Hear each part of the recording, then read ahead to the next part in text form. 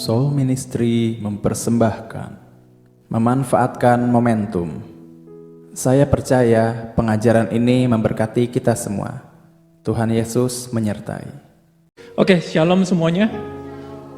Nah, hari ini sebenarnya saya mau belajar, saya mau ngomongin soal ada satu. Kita kemarin belajar soal namanya kepuasan roh ya.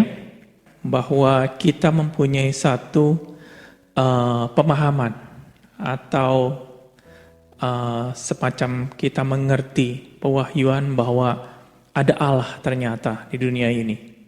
Dan ada pencipta dan kita adalah ciptaannya. Pada waktu kita mengetahui bahwa ada Allah di dunia ini, roh kita seperti kayak terpuaskan. Dan kedua adalah kita mengetahui bahwa kita ciptaan Allah. Sebelum kita mengetahui kalau kita ini ciptaan Allah, roh ini seperti kayak bersedih. Kita tidak akan mencapai yang namanya kepuasan roh selama kita belum mengetahui bahwa kita ini ciptaannya Tuhan. Dan yang kedua adalah setelah kita mengetahui tujuan hidup kita, rencana Allah dalam hidup kita. Itu dua kemarin saya ngomong, ternyata saya mau tambahkan hari ini tentang kepuasan roh. Yaitu gimana, yang ketiga adalah tentang yang namanya kematian. Kita tidak bisa mempunyai roh ini tidak akan bersuka cita, tidak akan meluap sebelum kita mengetahui soal kematian. Apa itu soal kematian? Sambil contoh sedikit ya, orang-orang yang mengalami yang namanya, kalau bahasa Inggrisnya near death experience, atau bahasa Indonesianya pengalaman hampir mati. Situ ya. Siapa yang ada pernah ngalamin enggak? Ada yang pengalaman hampir mati?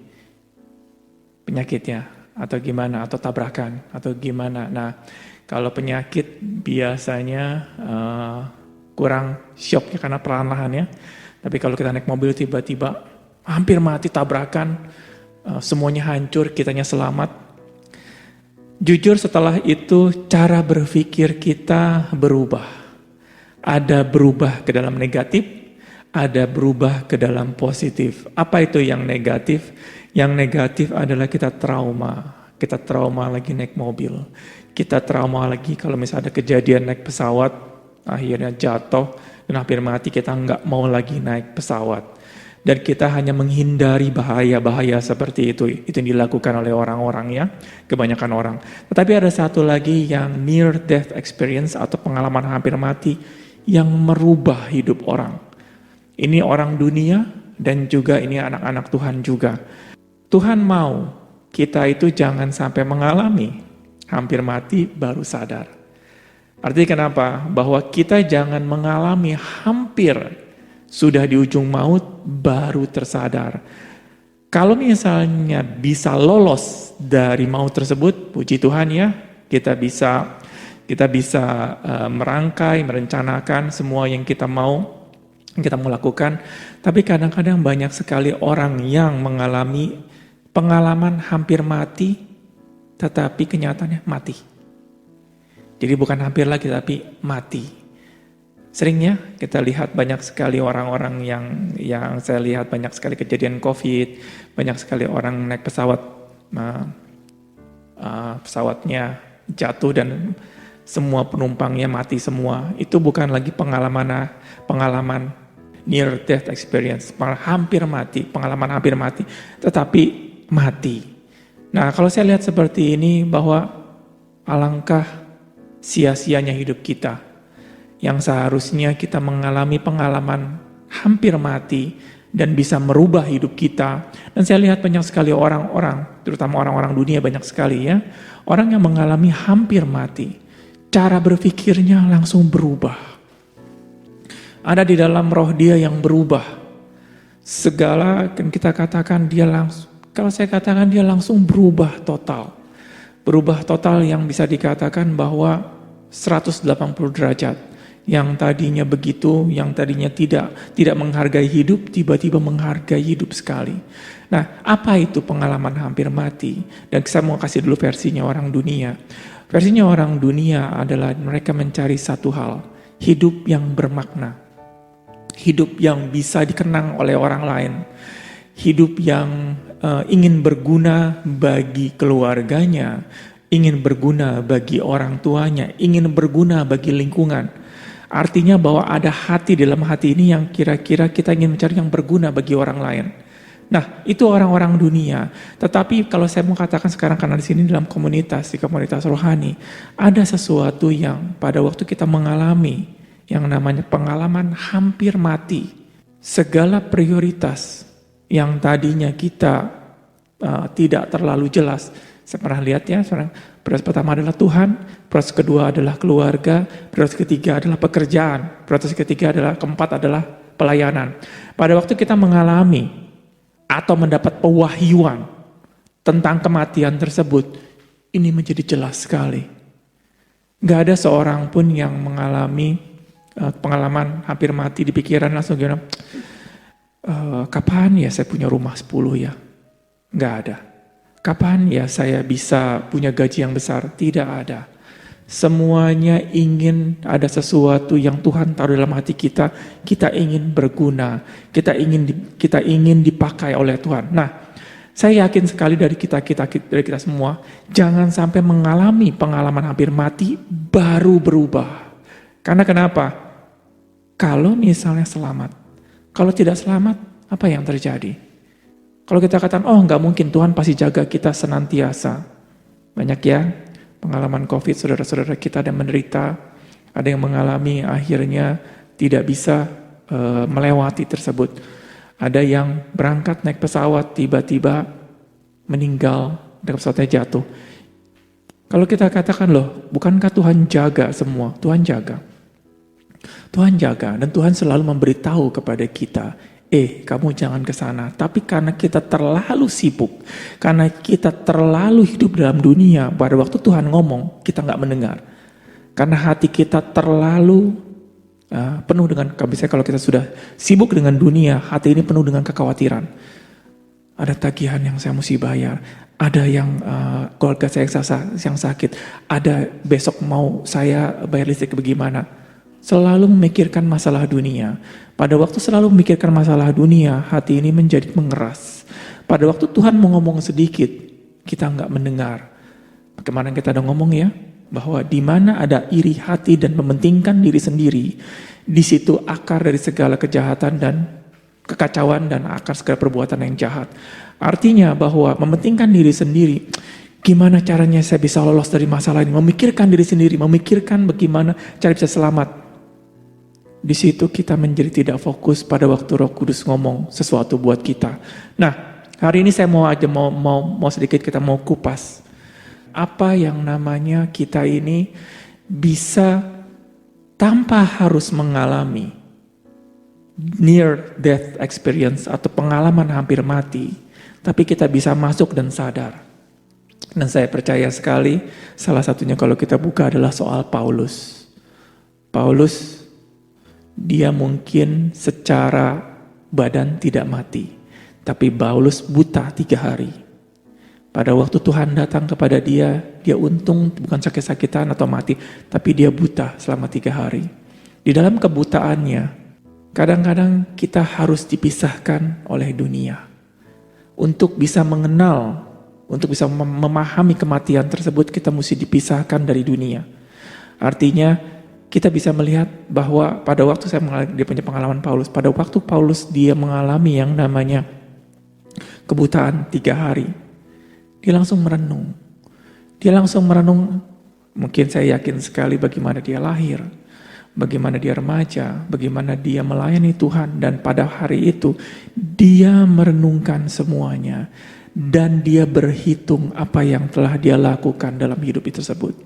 Dan kalau sampai buta ini tidak sembuh, apa yang terjadi?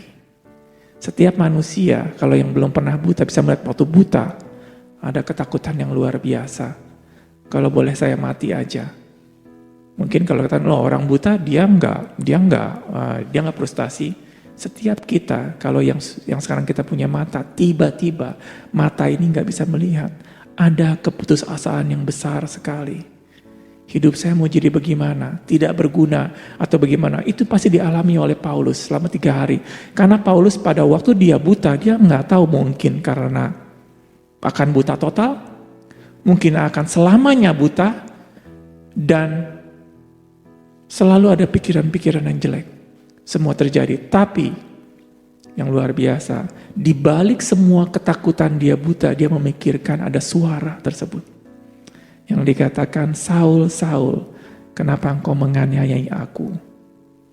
Ingat ya di situ ya, bahwa walaupun Paulus dia mengalami masalah begitu besar dengan kebutaan yang luar biasa, dan bisa dikatakan dia hampir mati, tapi dia mendengar satu suara yang mengatakan, Saul, Saul, kenapa engkau menganiayai aku? Itu yang ada di pikiran dia terus menerus. Siapa ini? Siapa suara ini? Pada waktu dia mengalami suara ini, dia merenungkan. Waktu dia merenungkan, dia tidak mendapatkan jawaban. Dia nggak mendapatkan jawaban. Karena kenapa? Setiap orang yang punya masalahnya, setiap orang yang punya masalah, pasti dia akan mementingkan diri sendiri. Paulus juga sama. Dan yang lebih luar biasa, Tuhan itu adalah Allah yang luar biasa. Kenapa dia selalu mengirimkan orang untuk menolong kita pada waktu kita punya masalah. Makanya Tuhan mengirimkan Ananias. Dan dikatakan bahwa Ananias, kamu pergi kepada orang tersebut. Kenapa Tuhan sendiri yang gak menyembuhkan orang tersebut? Kan Tuhan sudah membutakan, kenapa gak Tuhan sendiri yang dia punya menyembuhkan?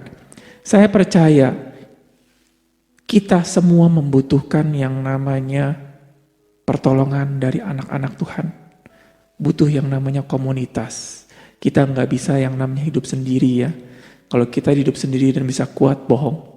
Saya pernah alami seperti itu. Nggak ada seorang pun yang bisa kuat dengan sendiri. Dan saya yakin sekali Paulus saat itu, dia juga nggak kuat. Benar-benar nggak kuat. Punya kebutaan yang dia punya buta, dan dia pikir hidupnya hancur, dan pikir dia juga mungkin besok gimana, saya nggak tahu.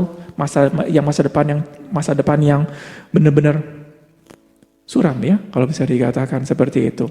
Dan apa yang terjadi? Ananias datang. Waktu Ananias datang dikatakan bahwa, Saulus saudaraku, Tuhan Yesus yang telah menampakkan diri kepadamu di jalan yang kau lalui, telah menyuruh aku kepadamu, supaya engkau dapat melihat lagi dan penuh dengan Roh Kudus. Ini pengalaman hampir mati yang dialami oleh Paulus. Dan apa yang terjadi? Paulus langsung berubah.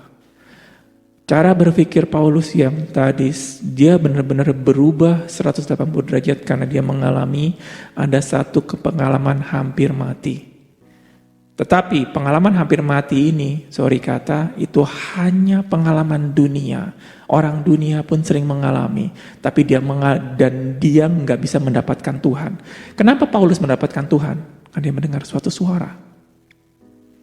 Saul, Saul, kenapa engkau menganiaya aku? Itu yang ada di pikiran Paulus. Dan apa yang terjadi? Pengalaman hampir mati dia, waktu dia olah, apa yang terjadi? Dia mengalami yang namanya perubahan hidup yang luar biasa. Mata dia semakin cerah, pikiran dia semakin tajam, dan tiba-tiba dia dibukakan semua firman Tuhan mengenai Tuhan Yesus. Dan apa yang terjadi? Dia mempunyai roh dia seperti kayak terbuka semua. Dan kehidupan dia, tekad dia, tujuan hidup semakin jelas lagi. Dan dan saya katakan yang tadi adalah roh dia benar-benar bersuka cita luar biasa. Roh dia dengan punya kepuasan yang luar biasa. Karena kenapa? Dia mengalami yang namanya kematian. Tetapi di balik kematian itu dia mendengar satu suara. Seorang yang hanya cuma mengalami masa-masa mendekati kematian, kalau dia nggak mendapatkan yang namanya suara Tuhan, dia akan lupa. Sama seperti kayak Tuhan katakan, orang yang berkaca, ada sesuatu dalam mukanya, tapi dia tidak rubah dan dia berjalan. Karena dia nggak mendengar suara Tuhan, dia nggak mendengar apa yang Tuhan mau dalam hidup mereka. Nah, hari ini saya mau dari saudara-saudara kita semua, jangan sampai kita sudah mau mengalami masa-masa kematian, baru mau kita berubah. Mungkin sekali dari kita memikirkan bahwa, kalau nanti misalnya kayak besok saya meninggal, apa yang saya, bisa dikatakan, apa yang telah saya kerjakan? Apa yang telah saya, bukan raih ya, apa yang telah saya perbuat, apa yang telah saya persiapkan dalam hidup ini, Apakah saya menyia-nyiakan hidup ini? Apakah saya, on the right track kalau bahasa Inggrisnya? Apakah saya berjalan di jalan yang benar? Kalau sudah berjalan benar, enak ya. Kita segala sesuatu kalau sudah berjalan di jalan yang benar itu, kita mempersiapkan satu langkah demi langkah demi langkah. Tapi ada prinsip yang dari satu hamba Tuhan yang saya yang sekali. Kalau kamu pada waktu memulai sesuatu, kamu tidak tahu apa yang kamu mulai dan kamu tidak tahu kemana kamu tujuan akhirnya, kita tidak akan mengerti dan kita tidak akan tahu waktu kita sampai atau tidak. Kita hidup kayak misalnya katakan, kalian lagi mau kemana? Saya lagi mau jalan-jalan. Mau jalan-jalan naik mobil. Aneh ya, saya sering kali begitu sama istri saya, mau kemana kamu? Saya mau jalan-jalan. Saya nggak ada tujuan, saya ngiter-ngiter tol Jakarta, muter terus. Saya sering kali seperti itu, hampir mobil saya kilometernya tinggi semua itu, bukan karena saya berangkat ke kantor, saya cuma ngiter-ngiter jalan tol. Sekali ngiter mungkin satu malam bisa 3 kali ngiter. Karena kan bayarnya mas sekali ya. Kalau misalnya ngiter 1, 2 bayarnya mahal. Tapi kalau saya masuk saya muter. Kenapa saya ngapain? Saya cuma ngobrol sama Aling di situ. Karena kalau di rumah, kalau saya ngobrol sama yang di kursi, biasanya dia nggak fokus, saya ngobrol, ngerjain apa, dan kalau dia ngobrol sama saya juga saya nggak fokus. Tapi kalau di mobil, nggak kemana-mana ya. Berdua di situ. Kalau ribut pun bisa berdua itu kemana-mana. Saya sering kali saya jalan-jalan, keliling-keliling tapi nggak ada tujuan. Sampai nggak sampai. Makanya saya muter sampai 3 kali. Tiba-tiba sudah bosan, pulang ke rumah. Kadang-kadang kita dalam hidup begitu. Kita nggak tahu kita mau kemana tujuan kita cuma muter-muter. Happy. Atau bisa dikatakan cuma buang-buang bensin aja. Tetapi kalau kita tahu dari sini, kamu mau kemana? Saya mau ke Bandung. Saya mau lihat udara yang sejuk di Bandung. Udah jelas ya? Pas kita berangkat mau jam berapa kita perkirakan. Kita mau berangkat pagi atau berangkat sore. Karena kalau pagi mungkin macet, kita berangkat sore atau berangkat tengah malam atau kita persiapkan hari Jumat kita mau jalan. Segala sesuatu kita persiapkan. Mungkin bajunya, mungkin makanannya, mungkin hotel segala macam. Segala macam yang mau di Bandung mau ngapain pun kita kadang-kadang kita rencanakan. Dan waktu kita berjalan, tepat waktu. Mau berangkat pagi, siang atau malam, kita usahakan. Misalnya kita berangkat, oke, kita besok berangkat pagi-pagi jam 5. Kita jam 4 sudah bangun. Kenapa jam 4 bangun? Karena jam 5 saya mesti jalan. Ada timingnya. Jam 5 kita berjalan. Waktu berjalan, kita mau siapa yang mau saya jemput? Mau berapa orang? Orang-orang yang kita ajak, kita kabarkan. Sudah berjalan belum? Kita mengingatkan orang-orang yang satu tujuan ke Bandung. Kita saling mengingatkan. Karena kenapa? Kita ada tujuan untuk berangkat ke Bandung. Dalam perjalanan kita cek, jalannya ke sini, jangan lewat jalan ini karena lagi macet. Kita saling mengingatkan lagi. Dan apa yang terjadi? Kita mau Ibu Yolanda sama saya, waktu sampai di Bandung, sama-sama sampai. Jangan sampai saya sudah sampai, Ibu Yolanda 3 hari kemudian baru datang. Nggak seru. Kenapa nggak seru? Ini mau jalan-jalan, tapi yang saya sudah berangkat 3 hari kemudian, Ibu Yolanda baru datang, saya sudah mau pulang, Ibu Yolanda baru mau jalan sampai. Nggak seru ya? Seperti itu. Kita sama-sama, kita sampai di Bandung, kita nikmatin semuanya. Nah, kenapa saya bilang seperti itu? Kalau kita membuat suatu rencana dalam hidup kita harus tahu apa yang mau dimulai, dan akhirnya seperti apa, kita harus tahu. Kalau kita nggak tahu akhirnya seperti apa, ya sudah, berjalan aja. Near death experience setelah itu menjadi seperti kayak api, sebentar padam. Sebentar kita tidak akan, kayak seperti gimana ya, waktu kita bukan berapi-api, kita merasakan suatu hal yang waktu ada near death experience, waduh saya harus berguna, saya harus merubah hidup saya. Ada satu menggebu-gebu dalam hati. Tapi kalau kita tidak memplanning, tidak memanfaatkan near death experience ini, api tersebut, kalau bahasa Inggris misalnya siapa ya? Meredup, padam. Kalian mengalami near death experience 10 kali pun tidak ada gunanya. Kenapa tidak ada gunanya? Karena kalian tidak memanfaatkan. tidak memanfaatkan momen tersebut. Maka firman Tuhan katakan bahwa zaman ini adalah angkatan yang jahat. Tuhan katakan bahwa mereka tidak mengetahui kapan masanya Tuhan datang. Pada waktu kita tidak mengetahui masanya Tuhan datang, waktu pun ada tanda-tanda yang luar biasa pun, kita tidak melihat. Karena kenapa? Kesatu, kita terlalu sibuk dengan masalah hidup kita. Kedua, kita tidak memanfaatkan momentum. Kenapa dia punya? Near death experience itu benar-benar satu peristiwa yang luar biasa. Kalau kalian tidak memanfaatkan itu dan hanya cuman, aduh untung gue selamat, ada ya naik mobil tiba-tiba, saya ingat sekali waktu itu ada naik mobil di depan pohon, bukan pohon, besi, tiba-tiba jatuh di depan saya.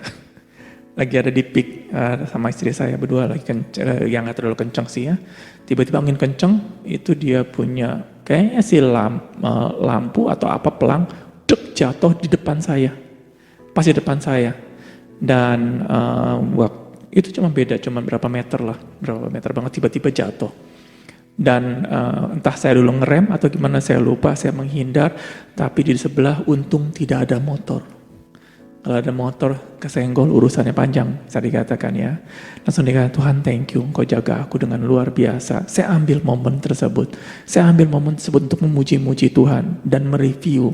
Walaupun sorry kata ya paling rusak segala macam. Tetapi kejadian-kejadian dalam hidup kita harus bijaksana mengambil momentum tersebut. Kalau momentum tersebut kita nggak bisa ambil, kayak seperti api dalam hidup kita ya. Lama-lama padam. Kenapa padam? Karena kita nggak mau, kalau bisa dikatakan, cara membangun diri kita waktu kita membaca firman Tuhan itu bukan menghafal. Kalau kita cuma membaca firman Tuhan hanya menghafal, api ini tidak bisa naik. Firman Tuhan harus kita ambil, ada satu momentum dalam hidup kita. Dan firman itu harus dibakar. Dibakar gimana? Dengan tindakan. Firman Tuhan tanpa dibakar dengan tindakan tidak akan berguna apapun. Kenapa? Kalau Tuhan katakan bahwa, hai orang yang malas, Tuhan katakan, lihatlah kepada semut misalnya dikatakan, walaupun tidak ada pemimpinnya, dia tetap rajin atau gimana, saya nggak tahu, lupa dia punya ayatnya. Kalau kita nggak ambil dia punya ayat tersebut, kita nggak bakar dalam hidup kita dengan satu tindakan, akan hilang momentum tersebut. Tuhan berbicara kepada kita dengan 1000 kata pun, kalau kita tidak mengambil momentum tersebut dan kita tidak membakar dengan tindakan, tidak akan menghasilkan apapun. Sama juga near death experience ini benar-benar momen yang penting sekali dalam hidup kita. Setiap kita pasti akan mengalami, entah mengalami atau bisa dikatakan bahwa ada satu, saya katakan lebih baik kita tidak mengalami near death experience, tapi kita memahami kematian tersebut lebih baik ya. Karena saya dikatakan waktu kita mengalami near death, pengalaman hampir mati, kalau selamat, kalau tidak selamat bagaimana? Lebih baik kita mengumpulkan semua. Dia punya kayak ada orang yang hampir mati, kita ambil pengalaman orang lain. Banyak sekali orang hampir mati, oh ya hoki loh. Saya sekali kalau ada orang yang hampir mati, saya langsung berpikir loh, kalau saya di pihak dia gimana ya? Jujur, saya ada teman saya dekat sini, teman baik ya, teman dari SMP kelas 1, termasuk teman baik sekali. Waktu tiba-tiba mungkin setahun yang lalu atau 6 bulan yang lalu, saya lupa deh, belum lama, kayaknya sih belum lama, mungkin setahun yang lalu meninggal. Umurnya seumur saya, dan akhirnya meninggal karena stroke, karena dia gendut sekali. Dan pada waktu saya mengalami melayat kayak gitu, saya seperti kayak terhentak. Artinya kehidupan manusia begitu fana ya. Kalau fana dikatakan hari ini berkembang, besok sudah layu, seperti rumput. Kayak Tuhan katakan hari ini dia tumbuh di padang, besok terbakar, mengerik terbakar. Nah, pada waktu saya melayat, saya berpikir kalau saya terjadi seperti apa yang dia katakan, dia apa yang dia alami, maksudnya apa penyesalan dalam hidup saya. Setelah segala sesuatu saya sudah sia-siakan. Nah, pengalaman-pengalaman orang lain seperti ini, makanya waktu orang tua saya, ada orang-orang tua ya biasanya, mereka lebih suka berangkat ke tempat pemakaman melayat dibandingkan ke perkawinan, benar ya? Saya baru tahu, saya mungkin bukan baru-baru ini, ada mungkin pas sudah saya umur 30-an lah, saya baru ngeh bahwa orang-orang tua kita, nggak tahu kalau anak muda kayaknya nggak suka pergi tempat melayat ya. Orang-orang tua itu paling suka berangkat ke tempat melayat. Kalau ada yang meninggal, mereka pasti sempatkan untuk datang. Saya pikir dulu ya untuk penghormatan terakhir lah. Antara kalau anak muda lebih suka tempat perkawinan ya dibandingkan melayat. Nah, waktu saya merenungkan, ternyata memang kalau kita semakin tua, kita akan menghitung hari kita. Kita akan menghitung setahun demi setahun. Makanya pada waktu mereka datang ke tempat melayat, mereka langsung merenung. Merenung apa yang mereka, tetapi karena mereka tidak mendengar suara Tuhan, tidak menangkap suara Tuhan, apa yang terjadi? Pengalaman-pengalaman orang lain cuma hanya dijadikan peristiwa hidup. Tidak ada peristiwa yang bisa merubah hidup mereka. Karena kenapa mereka datang ke tempat melayat, mereka berpikir, oh iya ya kalau saya begini gimana. Besok hari Senin, biasanya hari Sabtu Minggu ya, biasanya yang dapat melayat. Hari Senin mereka sudah lupa lagi. Kenapa? Karena mereka nggak menangkap yang namanya suara Tuhan. Mereka nggak menangkap adanya suara Tuhan, dan kalaupun mereka menangkap suara Tuhan, mereka tidak membakar dengan tindakan. Dan apa terjadi? Berulang. Dan akhirnya, sorry ya, kalau kita katakan akhirnya pengalaman near death experience tersebut, pengalaman hampir mati atau pengalaman kematian dari orang lain, akhirnya terjadi dalam hidup orang tersebut. Karena kenapa? Sekali lagi, waktu itu nggak bisa di stop. Siapa bisa stop waktu? Saya stop lah hari ini. Pause, ada namanya kalau sekarang tahu namanya pause ya. Pause ya, terus saya pause ya. Bahasa Indonesia apa sih? Saking kita tahunya pause, dan bahasa Indonesia nggak ada. Jeda ya. Tapi nggak sampai pada pause, bisa di pause. Waktu nggak bisa di pause. Waktu nggak bisa dijeda, dia akan berjalan terus. Kalian memikirkan atau tidak, kalian ngeh atau tidak, kalian memanfaatkan atau tidak, waktu tetap akan berjalan terus. Pada waktu berjalan terus, terus kalau Tuhan katakan, biarlah kita menghitung hari-hari kita, biar kita bijaksana untuk menghitung hari-hari kita. Nah, kenapa saya bilang seperti itu? Untuk kita bisa mengkompres waktu tersebut. Jujur, saya hidup saya hancur-hancuran. Karena saya sudah lahir baru, tapi karena saya tidak punya komunitas, karena tidak ada yang mengingatkan, tidak ada yang mendukung, apa yang terjadi? Saya hanyut. Waktu hanyut 12 tahun lebih kalau saya rasa hitung, saya lupa sekali berapa. Waktu yang begitu panjang sebenarnya. Waktu saya sia-siakan, tetapi pada waktu saya kembali sama Tuhan. Ini yang luar biasa. Saya bukannya mengatakan ini supaya kita menjadi bermalas-malasan atau dikatakan, oh ya nanti Tuhan juga akan bisa buat lebih baik. Enggak. Saya beruntung sekali. Kehidupan saya yang 20 tahun yang hancur-hancuran, yang sudah saya hancurkan dengan ego saya. Tiba waktu saya kembali sama Tuhan, saya mengaku dosa saya. Yang kehidupan yang 12 tahun itu yang sudah hancur-hancur, Tuhan gantikan. Tuhan gantikan dengan berlipat-lipat ganda. Kalau saya katakan bahwa, oh kalau begitu gak apalah, saya hidup hancur-hancur nanti dilipat gandakan, belum tentu. Belum tentu. Kenapa? Saya dikatakan saya beruntung sekali. Tuhan pada waktu saya hidup hancur-hancuran, setelah saya kembali sama Tuhan, Tuhan gantikan 7 kali lipat semua. Bukan berarti bahwa semua orang akan mendapatkan 7 kali lipat yang seperti ini, enggak. Kenapa? Ada banyak ya anak-anak Tuhan, pada waktu dia hancur-hancuran kembali sama Tuhan, kadang-kadang mereka nggak kembali. Maksudnya nggak kembali gimana? Saya banyak bertemu, nggak kembali. Nah, pada waktu kembali pun, kalau kita tidak mengerti prinsip-prinsip Tuhan, kemarin saya sudah ajarkan ya, di mana ada iri hati dan mementingkan diri sendiri, anak Tuhan bisa bebas nggak dari sini? Enggak. kalau saya katakan roh ya, roh iri hati, roh mementingkan diri sendiri, itu akan mencapai atau menggapai atau akan menyerang semua orang.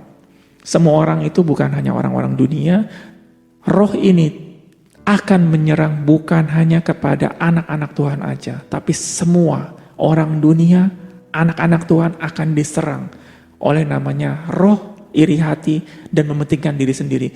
Kalau kita kembali kepada Tuhan, roh ini masih ada, roh mementingkan diri sendiri, roh iri hati, apa yang dicapai itu tidak akan mencapai.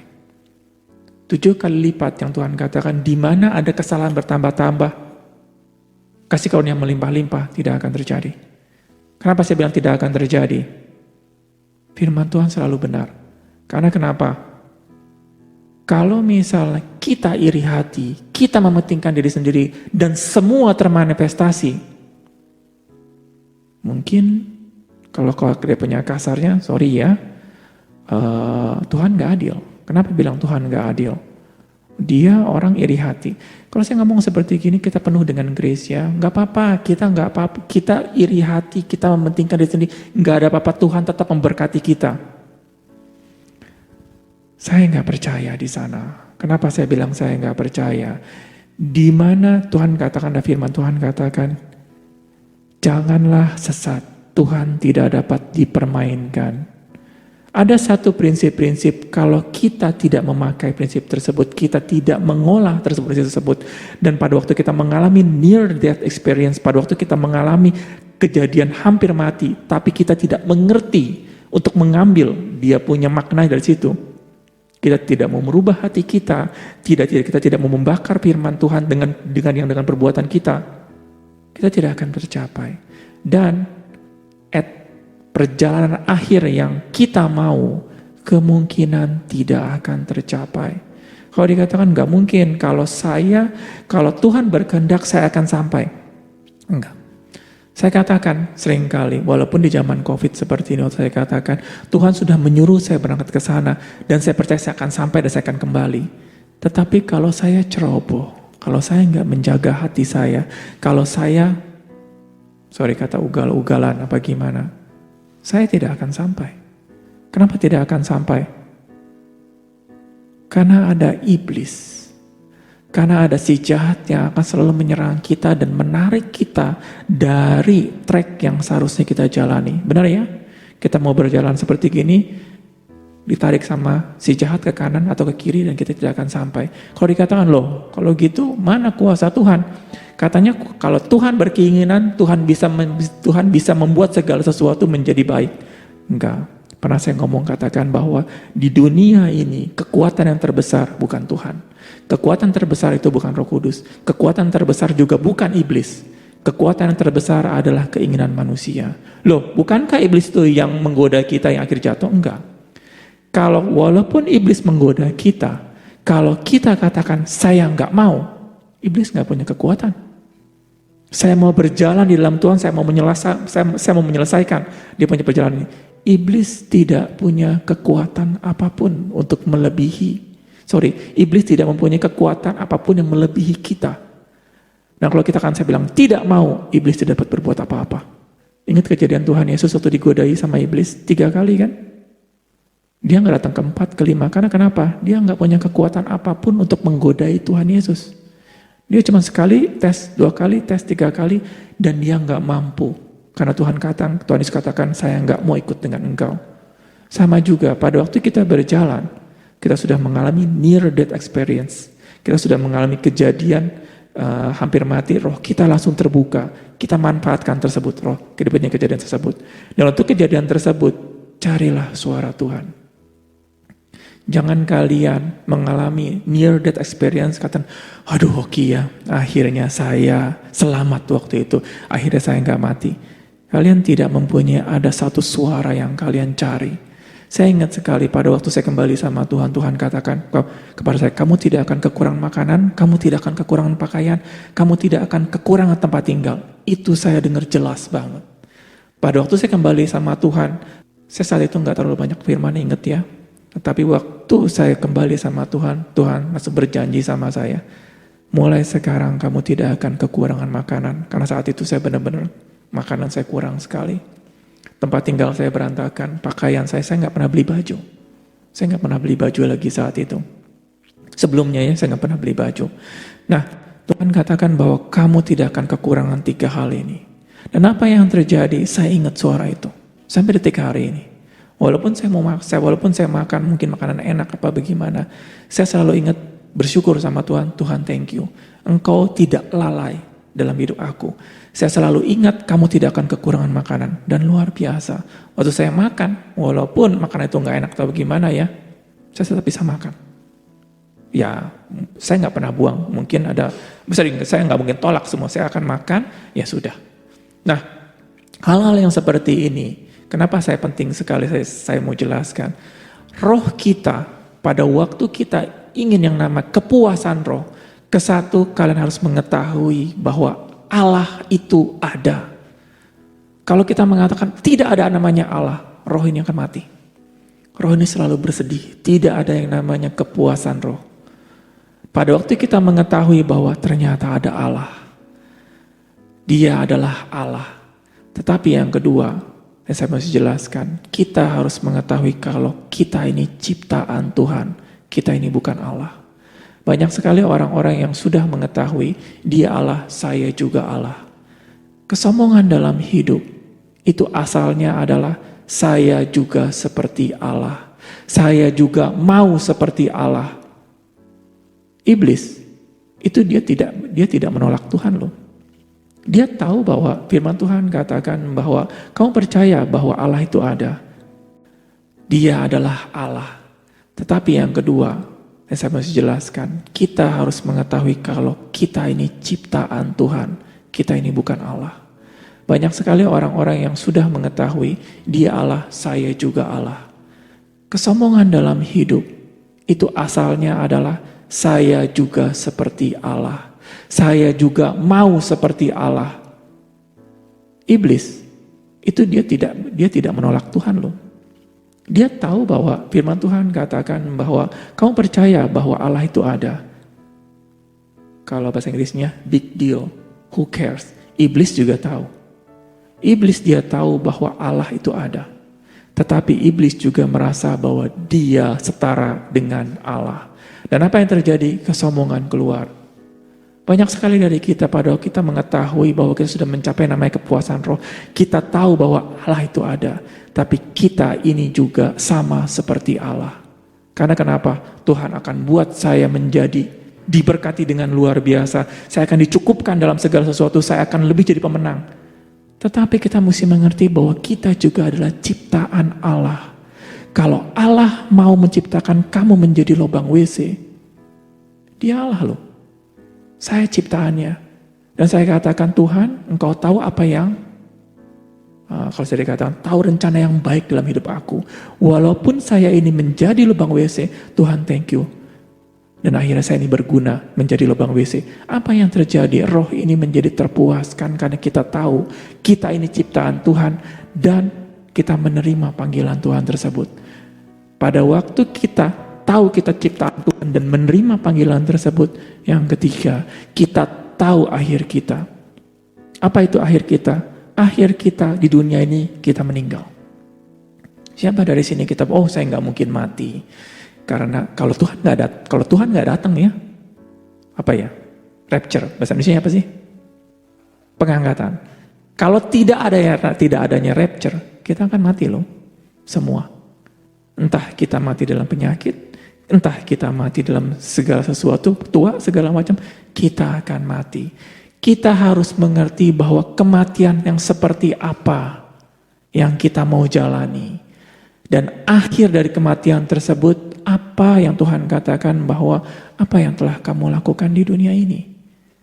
Pada waktu kita mengerti semua tentang kematian, bahwa pikiran kita berubah pada waktu kita memandang kematian tersebut sebagai bukan suatu akhir ya, sebagai suatu jembatan, kita akan wise itu bijaksana ya, di dalam mengatur waktu kita, apa yang kita mau melangkah. Dan ini yang saya katakan bahwa near death experience, pada waktu kita memandang kematian itu sebagai sesuatu yang harus kita lalui dan harus kita persiapkan, roh ini langsung bersuka cita. Karena kenapa? Kita tahu akhir kita mau seperti apa. Karena roh tersebut dia akan menuntun kita mau seperti apa kematian kamu. Kalau kita mau kematian kita, saya ingat banget Smith Wigglesworth luar biasa ya. Smith Wigglesworth itu dia mati waktu umur 96 tahun, 96 saya lupa. Tubuhnya tidak lemah. Dan dikatakan dia nggak ada sakit penyakit di umur 96-98. Sorry, bukan. Dia ada penyakit, tetapi di akhir hidupnya dia benar-benar luar biasa. Kenapa? Dia mau seperti itu. Tetapi bukan hanya kemuliaan duniawi, yang artinya tegap, yang artinya kuat. Enggak. Dia tahu apa yang harus dia genapi dalam hidup dia. Tubuh ini, kemuliaan tubuh ini, walaupun sorry kata ya, kayak seperti Musa, dia waktu umur 120 tahun, matanya tidak pakai kacamata, tubuhnya tidak lemah. Nggak ada gunanya kalau kita tidak memakai kemuliaan itu untuk rencana Tuhan. Nggak ada gunanya. Kenapa saya bilang nggak ada gunanya? Kita punya tubuh yang sehat sampai umur 300 tahun pun tidak ada gunanya. Siapa seperti itu? Adam. Adam setelah dia jatuh dalam dosa, hampir tidak tertulis lagi. Seperti hilang. Dan saya katakan seperti gimana? Seperti hilang. Kita mau walaupun kita mempunyai tubuh yang luar biasa, kita mempunyai pikiran yang luar biasa, sampai detik-detik yang terakhir, kita masih memikirkan Tuhan. Sama seperti Daud ya, sampai detik-detik dia meninggal, dia masih berpikir dan dia bisa kasih nasihat kepada Salomo, kamu harus berbuat ini di dalam Tuhan. Itu yang luar biasa. Dan saya minta sama Tuhan, saya mau seperti itu. Saya enggak mau pikiran saya waktu saya meninggal, sebelum saya meninggal, saya pikun. Saya lupa sama Tuhan, pikun juga lupa sama Tuhan ya. Saya katakan, Tuhan saya enggak mau seperti itu. Saya minta sama Tuhan, akhir hidup saya seperti apa yang saya mau jalani. Dan apa yang terjadi Tuhan akan berikan. Karena kenapa? The most powerful, kuasa yang terbesar di dunia ini adalah keinginan manusia. Maka Tuhan katakan, apa yang kamu mau minta? Aku ada di sini, apa yang kamu mau minta? Terkadang kita katakan, ya berjalan aja. Kalau nanti sampai, kalau enggak ya udah enggak ada masalah. Tuhan katakan, sampai detik hari ini, kamu belum pernah meminta kepada Tuhan. Di dunia ini, kalau saya katakan, bahwa Tuhan Yesus pada waktu dia, dan dia katakan seperti ini, Tuhan Yesus enggak mau meninggalkan dunia ini loh. Kenapa? Dia mau menggenapi terus-menerus rencana Tuhan di dalam dunia ini, memimpin kita, mendukung kita, dan membantu kita di dunia ini. Kita semua anak-anak Tuhan. Jujur, Tuhan Yesus pada waktu dia disalibkan, dia mati dan dia bangkit, dia tidak akan mati lagi. Benar ya? Karena kenapa? Tubuh dia memperoleh tubuh kemuliaan. Nah, tadi dikatakan bahwa Tuhan Yesus mau di dunia ini sampai kekekalan. Dia menuntun kita semua. Tuhan Yesus dalam bentuk tubuh dia, waktu kita punya masalah, Tuhan Yesus datang dan dia menguatkan kita. Tuhan Yesus mau? Tuhan Yesus pun mau. Jangan pikir Tuhan Yesus gak mau, dia mau sekali. Dan kita pun mau sekali, mau kita dibimbing sama Tuhan Yesus. Tapi Tuhan Yesus katakan seperti gini, alangkah lebih baik kalau saya meninggalkan kalian. Wow, ini satu statement Tuhan yang luar biasa, yang kalian boleh renungkan. Tuhan katakan bahwa alangkah lebih baiknya saya meninggalkan kalian. Dan saya berangkat kepada Bapa. Tuhan Yesus gak mau meninggalkan kita. Jangan kalian pikir bahwa Tuhan Yesus meninggalkan kita dengan pergi ke surga dan kita ditinggalkan menjadi seorang diri. Enggak. Tuhan Yesus sampai kekekalan dia mau ada di dunia ini menemani kita. Bukan pada waktu dunia ini dirubah baru saja. Enggak. Saat Tuhan Yesus dibangkitkan, dia mau seterusnya. Tapi Tuhan Yesus katakan kepada murid-muridnya, alangkah lebih baik. Luar biasa. Tuhan Yesus kalau katakan lebih baik itu benar-benar lebih baik. Lebihnya itu bukan lebih 10%, 20%. Lebihnya itu berjuta-juta kali. Tuhan katakan ada lebih baik kalau saya meninggalkan kalian. Kalau saya tidak meninggalkan kalian, roh penghibur tersebut, roh kudus tersebut tidak bisa datang kepada kalian. Kita tidak pernah memikirkan itu. Yang kita mau adalah Tuhan Yesus. Kenapa? Saya cuma mau berbicara sama Tuhan Yesus. Saya mau mengikuti Tuhan Yesus. Saya cuma hanya mau melihat Tuhan Yesus. Tuhan Yesus katakan, alangkah lebih baiknya kalau saya meninggalkan kalian. Kalau saya tidak meninggalkan kalian, Roh Kudus tidak bisa datang. Roh Kudus pada waktu datang kepada kita, itu bukan kita berbahasa roh aja. Bukan. Bahasa roh itu hanya cuma yang ujung. Roh Kudus dipanggil. Punya misi yang luar biasa. Tadi saya katakan, ini Tuhan Yesus, ini Roh Kudus. Kalau saya mau milih, saya milih Tuhan Yesus. Benar loh. Saya kan pilih Tuhan, kenapa? Tuhan dengan tubuh saya bisa lihat, saya bisa pegang, dia bisa menghibur saya. Saya pasti, kalau misalnya saya punya masalah, saya datang ke Yerusalem, saya bertemu sama Tuhan Yesus, pintu Tuhan Yesus akan terbuka. Untuk saya datang, untuk mengeluarkan keluh kesah saya. Dia akan menghibur saya. 100% Tuhan Yesus akan lakukan. Tetapi, Tuhan Yesus katakan, alangkah lebih baiknya kalau Roh Kudus ini bertemu dengan kamu. Roh Kudus ini begitu powerful sekali untuk membawa kalian. Near death experience ini tidak ada gunanya kalau Roh Kudus tidak membantu. Yang ada cuma pengalaman-pengalaman hidup kalian, cuma ya pengalaman keren aja. Tetapi pada waktu Roh Kudus itu kalian berbicara, kalian tahu Roh Kudus ini, hidup kalian akan dirubah dengan luar biasa. Itu yang namanya baptisan Roh Kudus.